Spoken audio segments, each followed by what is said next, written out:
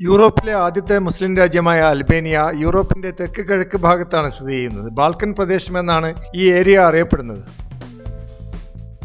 Montenegro, Kosovo, north Macedonia, Greece എന്നീ രാജ്യങ്ങൾക്കടുത്താണ് അൽബേനിയയുടെ സ്ഥാനം. ഏകദേശം കേരളത്തിന്റെ 3/4 ഭാഗം വലിപ്പമുണ്ടാകും. 28 ലക്ഷം ജനങ്ങൾ അൽബേനിയയിൽ താമസിക്കുന്നു.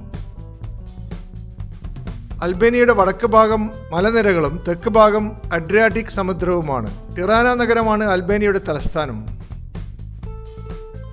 പാർലമെന്ററി രീതിയിലുള്ള ജനാധിപത്യമാണ് അൽബേനിയയിലുള്ളത്. നല്ല സാമ്പത്തിക ശേഷിയുള്ള ഒരു രാജ്യമാണ് അൽബേനിയ.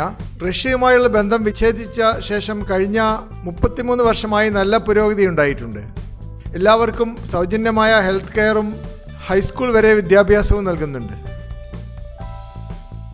അൽബേനിയ ചെറിയ രാജ്യമാണെങ്കിലും വലിയ തന്ത്രപ്രധാനമായ ഒരു സ്ഥാനത്താണ് നിലകൊള്ളുന്നത്. അതുകൊണ്ട് അമേരിക്ക അൽബേനിയയ്ക്ക് വലിയ പ്രാധാന്യം കൊടുക്കുകയും അമേരിക്കൻ രാഷ്ട്രപതി നേരിട്ട് അൽബേനിയയിൽ വരികയും ചെയ്തു. അതിനെ തുടർന്ന് അൽബേനിയയ്ക്ക് നാറ്റോയിൽ മെമ്പർഷിപ്പ് കിട്ടി. അതിനു പുറമെ ഓർഗനൈസേഷൻ ഓഫ് ഇസ്ലാമിക് കോഓപ്പറേഷൻ എന്ന സംഘടനയിലും അൽബേനിയയ്ക്ക് മെമ്പർഷിപ്പ് ഉണ്ട്. യൂറോപ്യൻ യൂണിയനിൽ ചേരുന്നതിനുള്ള അപേക്ഷ കൊടുത്തിട്ടുണ്ട്. വളരെ അനുകൂലമായിട്ടാണ് ഈ അപേക്ഷ പരിഗണിക്കുന്നത് എന്ന് അറിയുവാൻ സാധിക്കുന്നു.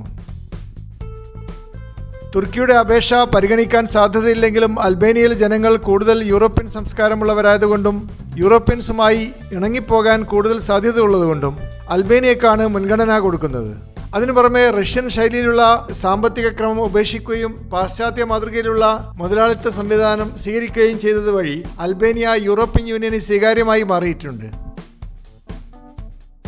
എങ്കിലും ഇപ്പോഴും 41% ആളുകളും കാർഷിക വൃത്തിയിൽ തന്നെയാണ് ജോലി ചെയ്യുന്നത്.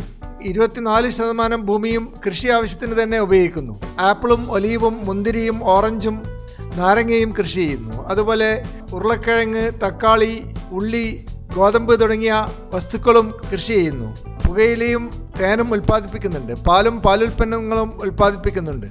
പരമ്പരാഗതമായ രീതിയിലുള്ള മെഡിസിനൽ പ്ലാന്റ്സും കൃഷി ചെയ്യുന്നുണ്ട്. 9% വരുമാനവും കിട്ടുന്നത് ടൂറിസത്തിൽ നിന്നാണ്. 42 ലക്ഷം സന്ദർശകർ ഒരു വർഷം അൽബേനിയ സന്ദർശിക്കുന്നു. കൂടുതൽ സന്ദർശകരും അൽബേനിയയിലെ മനോഹരമായ ബീച്ചുകളും ലഗൂണുകളും കാണുവാനാണ് ഈ രാജ്യത്തിലേക്ക് വരുന്നത്. അതിനു പുറമെ അൽബേനിയ ഒരു മതേതര രാഷ്ട്രമായതുകൊണ്ടും കൂടുതൽ സ്വാതന്ത്ര്യം കൊടുക്കുന്നതുകൊണ്ടും ധാരാളം യൂറോപ്യൻസ് ഇവിടെ വന്ന് ഒരാഴ്ച ചെലവഴിക്കുവാൻ ആഗ്രഹിക്കുന്നു. അൽബേനിയയിലെ ജനങ്ങൾ ജീവിതം ആസ്വദിക്കാൻ ഇഷ്ടപ്പെടുന്നു. എല്ലാ ദിവസവും വൈകുന്നേരം പുറത്തു പോകണമെന്നും കോഫി ഹൗസുകളിൽ പോയി കാപ്പി കുടിക്കണമെന്നും അൽബേനിയക്കാർക്ക് വലിയ നിർബന്ധമുണ്ട്. ലോകത്തിൽ ആളോഹരി കണക്കാക്കുകയാണെങ്കിൽ ഏറ്റവും കൂടുതൽ കോഫി ഹൗസുകളുള്ള രാജ്യമെന്ന് അൽബേനിയ അറിയപ്പെടുന്നു. അതുപോലെ ധാരാളം വൈനും ഉൽപ്പാദിപ്പിക്കുന്നുണ്ട്. നല്ല മധുരമുള്ള വെറൈറ്റി വൈനാണ് അൽബേനിയയിൽ ഉൽപ്പാദിപ്പിക്കുന്നത്. അൽബേനിയക്കാർ ലോകത്തിന്റെ പല ഭാഗങ്ങളിലും കുടിയേറിയിട്ടുമുണ്ട്. ഇറ്റലിയിലും ഗ്രീസിലും കാനഡയിലും ഓസ്ട്രേലിയയിലും യൂറോപ്യൻ രാജ്യങ്ങളിലും ധാരാളം അൽബേനിയൻസ് താമസിക്കുന്നുണ്ട്. പണ്ടുകാലത്ത് അൽബേനിയക്കാർ കുറ്റവാളികളായും മാഫിയ പ്രവർത്തകരായും അറിയപ്പെട്ടിരുന്നു. ബെൽജിയത്തിന്റെ പ്രധാനമന്ത്രിയെ തട്ടിക്കൊണ്ടുപോകുവാൻ അൽബേനിയൻ മാഫിയ സംഘങ്ങളാണ് കൊട്ടേഷൻ എടുത്തത്. എങ്കിലും കള്ളന്മാരും കൊള്ളക്കാരുമാണ് എന്ന ഇമേജ് മാറ്റിയെടുക്കാൻ അൽബേനിയ ശ്രമിക്കുന്നുണ്ട്. സുരക്ഷിതമായ ടൂറിസത്തിന് പറ്റിയ സ്ഥലമാണ് എന്ന് അൽബേനിയ പരസ്യങ്ങളിലൂടെ പ്രചരിപ്പിക്കുകയും ചെയ്യുന്നുണ്ട്. അൽബേനിയയിലെ മനോഹരമായ കുന്നിൻ പ്രദേശങ്ങളും പൗരാണികമായ കെട്ടിടങ്ങളും രുചികരമായ ഭക്ഷണ വിഭവങ്ങളും ടൂറിസ്റ്റുകളെ ആകർഷിക്കുന്നു. പണ്ടുകാലത്ത് റോമക്കാരും തുർക്കിക്കാരും ഭരിച്ച ഒരു രാജ്യമായതുകൊണ്ട് ധാരാളം ചരിത്ര സ്മാരകങ്ങൾ അൽബേനിയയിലുണ്ട്. അൽബേനിയ ഒരു മുസ്ലിം ഭൂരിപക്ഷ രാജ്യമാണെങ്കിലും കൂടുതൽ മുസ്ലിങ്ങളും നിരീശ്വരവാദികളാണ്. അതുകൊണ്ട് യഥാർത്ഥത്തിൽ 19% മാത്രമേ മുസ്ലിങ്ങളുള്ളൂ. അത്ര തന്നെ ക്രിസ്ത്യാനികളും ഇവിടെയുണ്ട്. അൽബേനിയക്കാർ നല്ല ധൈര്യമുള്ളവരും നല്ല പോരാളികളുമാണ്. എല്ലാ വീട്ടിലും ഒരു AK-47 തോക്ക് സൂക്ഷിക്കുന്നത് അൽബേനിയക്കാരുടെ സംസ്കാരത്തിന്റെ ഭാഗമാണ്. അൽബേനിയയുടെ ദേശീയ പതാകയിൽ 2 തലയുള്ള ഒരു പരുന്തിന്റെ ചിത്രം ആലേഖനം ചെയ്തിട്ടുണ്ട്. തങ്ങളുടെ പൂർവികർ 2 തലയുള്ള ഒരു പരുന്തായിരുന്നു എന്ന് അൽബേനിയക്കാർ വിശ്വസിക്കുന്നു. അതുകൊണ്ടാണ് ദേശീയ പതാകയിൽ വലിയ പ്രാധാന്യത്തോടെ ഇത്തരത്തിലൊരു ചിത്രം ആലേഖനം ചെയ്തിട്ടുള്ളത്. അൽബേനിയയുടെ തലസ്ഥാനമായ ടിറാന മനോഹരമായ ആസ്വാദ്യകരമായ ഒരു നഗരമാണ്. യൂറോപ്യൻ യൂത്ത് ക്യാപിറ്റലായി തിരഞ്ഞെടുക്കപ്പെട്ടിരുന്നു. ധാരാളം ടൂറിസ്റ്റുകൾ ഇവിടെ വരുന്നത് ഇവിടുത്തെ മോഡേണായ അറ്റ്മോസ്ഫിയറിൽ ഒരാഴ്ച ചെലവഴിക്കുവാനും വൈബ്രന്റായ നൈറ്റ് ലൈഫിൽ പങ്കെടുക്കാനുമാണ്. പണ്ടുകാലത്ത് പ്രശാന്ത സുന്ദരമായിരുന്ന ഒരു കൊച്ചു പട്ടണമായിരുന്ന ടിറാന ഇപ്പോൾ വാഹനപ്പെരുപ്പം കൊണ്ട് നിറഞ്ഞു കവിഞ്ഞ ഒരു ആധുനിക നഗരമായി മാറിയിരിക്കുന്നു.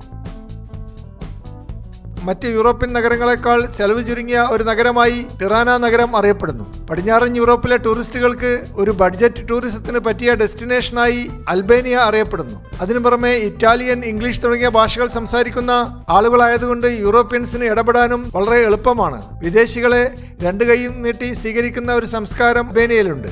അതുപോലെ അഡ്വഞ്ചർ ടൂറിസത്തിന് പറ്റിയ പല അവസരങ്ങളും അൽബേനിയയിൽ ഒരുക്കിയിട്ടുമുണ്ട്. മനോഹരമായ റെസ്റ്റോറൻറ്റുകൾ കൊണ്ട് നിറഞ്ഞ ഒരു നഗരമായി അൽബേനിയയുടെ തലസ്ഥാനമായ ടിറാന സിറ്റി അറിയപ്പെടുന്നു. ഒഡ റെസ്റ്റോറൻറ്റ് പരമ്പരാഗതമായ അൽബേനിയൻ വിഭവങ്ങൾ നൽകുന്നു. ചുവന്ന മേശവിരികളും ഒരു പൂന്തോട്ടം പോലെയുള്ള അന്തരീക്ഷവുമുള്ള ഈ റെസ്റ്റോറൻറ്റ് കസ്റ്റമേഴ്സിന് പ്രിയങ്കരമായിട്ടുണ്ട്. അതുപോലെ കിങ് ഹൗസ് റെസ്റ്റോറൻറ്റ് ഇബ്രാഹിം തെരുവിലാണ്. ധാരാളം അലങ്കാര വസ്തുക്കൾ തൂക്കിയിട്ട മനോഹരമായ ചുവന്ന ചുമരുകളും അതിന് യോജിക്കുന്ന ഫ്ലോർ ഡെക്കറുമുള്ള ഈ റെസ്റ്റോറൻറ്റ് മീറ്റ് ബോൾസും ഇറ്റാലിയൻ വിഭവങ്ങളും നൽകുന്നു. അതുപോലെ മിസ്റ്റർ ചിക്കൻ റെസ്റ്റോറൻറ്റ് മികച്ച ഒരു അൽബേനിയൻ ഫാസ്റ്റ് ഫുഡ് റെസ്റ്റോറൻ്റ് ആണ്. ഫ്രഷ് റോട്ടിസറി ചിക്കനാണ് ഇവിടുത്തെ പ്രത്യേക വിഭവം. അതുപോലെ മാരിയോൺ റെസ്റ്റോറൻറ്റ് ടിറാന യൂണിവേഴ്സിറ്റി ക്യാമ്പസിനകത്താണ്. വിദ്യാർത്ഥികളും അധ്യാപകരുമാണ് ഇവിടെ കൂടുതൽ കസ്റ്റമേഴ്സായിട്ട് വരുന്നത്.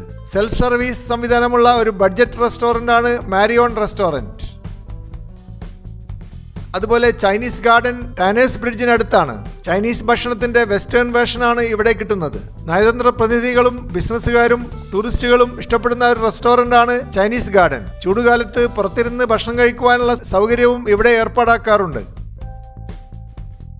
അതുപോലെ റേഡിയോ റെസ്റ്റോറൻറ്റ് പഴയ റേഡിയോകളും ടെലിഫോണുകളും പ്രദർശിപ്പിക്കുന്ന മനോഹരമായ ഒരു കോഫി ഷോപ്പാണ്. പഴയകാലത്തെ വിളക്കുകളും ലാമ്പ് ഷെയ്ഡുകളും ഇവിടെ ഭംഗിയായി അലങ്കരിച്ചു വെച്ചിട്ടുണ്ട്. വായിക്കുവാൻ പുസ്തകങ്ങളും ഇവിടെ എടുത്തു വെച്ചിട്ടുണ്ട്. ബുദ്ധിജീവികളും താടിക്കാരും എഴുത്തുകാരും കവികളും സ്വപ്നജീവികളും സന്ദർശിക്കുന്ന ഒരു റെസ്റ്റോറൻ്റായി റേഡിയോ റെസ്റ്റോറൻറ്റ് അറിയപ്പെടുന്നു. എപ്പോഴും ജാസ് മ്യൂസിക്കിൻ്റെ ബാക്ക്ഗ്രൗണ്ടിലാണ് ഇവിടെ ഭക്ഷണം വിളമ്പുന്നത്.